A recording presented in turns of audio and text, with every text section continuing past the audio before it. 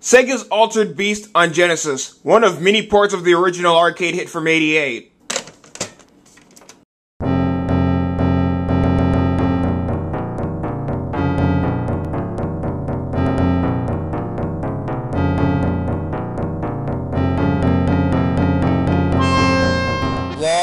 From your grave. Now who doesn't remember that familiar ass line even after all these years, eh?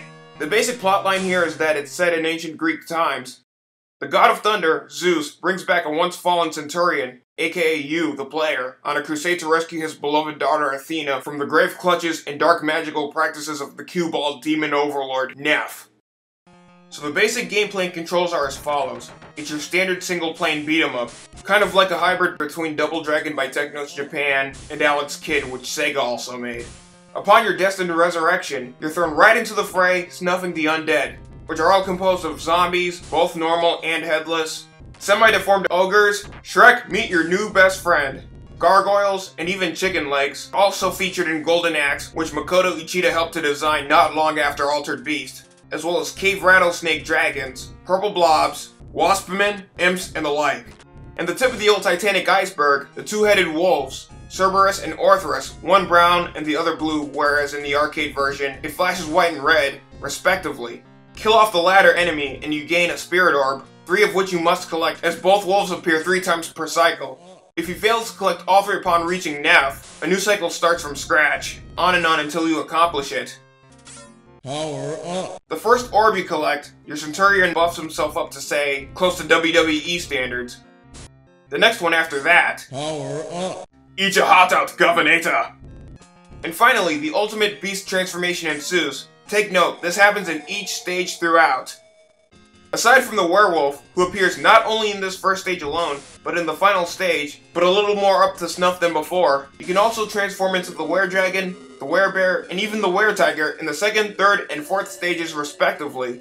Upon reaching Neph this time around, he then transforms into a boss which must be defeated, hence the following line. Welcome to your doom. Which, yet again, happens in each stage throughout. In terms of your morphed alter ego's techniques, while the human is limited to punching and kicking, they range from unleashing and performing all sorts of projectiles and super abilities, like horizontal and vertical dashes, flipping, the whole 9 yards. Most of which are crucial for exterminating not only the majority of the common enemies, but all of the differentiating stage bosses. After defeating each boss, your Centurion character gets drained of all his powers, and is forced to leap right into the void, leading to a cutscene illustrated in the orb about Neph's wishes to exterminate Athena using his magic.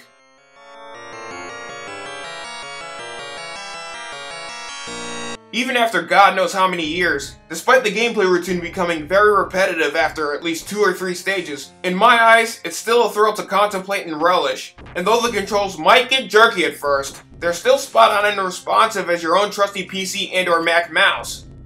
And must I mention that there's a 2-player mode like in the original arcade game, accessible by simply pushing the second player's own start button? Challenge-wise, as short as this game is, I mean hell, it's only 5 stages long, go figure. Regardless of how long anyone's played it, yours truly included, whenever you face a certain boss, there's a certain strategy, should there exist one, to wiping out every last one of them, and they all differ depending on which stage you're in. Bottom line, your ass will end up as brown bread if your senses aren't in tip-top shape. You only get 3 to 5 lives from the start via the secret options menu, which you can access at the title screen by holding down B and pushing start. And there you can adjust not only your life insurance stock, but also your energy meter, as well as which stage you want to start at, and even your difficulty level. And in order to confirm those options, you have to hold down A and push start after you exit. And the only way to continue after losing all your lives is holding down the A button and repeatedly tapping start. Personally, for me, it's been a while since I even attempted to pull that off. Graphically, although I've been hearing time and time again that its visual representation hasn't aged very well, I might just have to go on record stating the exact opposite. The graphics are very faithful to its original arcade counterpart. And dare I say it, although it's a blatant understatement, eons better than its Master System counterpart, boasting its fail-safe, eye-popping parallax scrolling, which was pretty much the ticket in most 16-bit games of yesteryear, even in the first frickin' stage no less. Most of the stage backgrounds and foregrounds, while caustic at times, are definitely true to life and alluring, even to this day. And don't even get me started on the enemies. Their distinctive designs aren't gonna win any awards for the time being, but they really have their own brand of torture and innermost killer instinct cut out for them. Not to be confused with the Nintendo Rare fighting game. For the music, as composed by Kazuhiko Nagai, aka Nav, based on Toru Nakabayashi's original arcade soundtrack, most of the music is nothing short of historic. They pretty much fit every applicable mood depending on which part of the game you're in, especially the boss theme. Though rather dull, it's still riveting as hell even to this day. And those aforementioned voice clips, despite being ear-rapey and monotonous, they're still a marvel to witness after well over a quarter of a century. Power up. Concerning Altered Beast replayability, think of every platformer you've played your entire life, and hell no, I am not mentioning any titles for any reason whatsoever.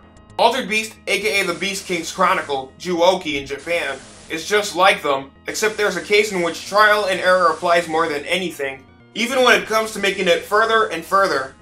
Despite not having any access to extra lives whatsoever, via scoring or any additional power-ups, I mean, for Pete's sake, Sega, it's still tolerable and generous enough for you to keep sallying forth and owning the living fuck out of every undead piece of flesh in your way, granting you an itching desire to fulfill the Centurion's innermost ambitions, which, no bragging intended in advance, I've accomplished time and time and time again.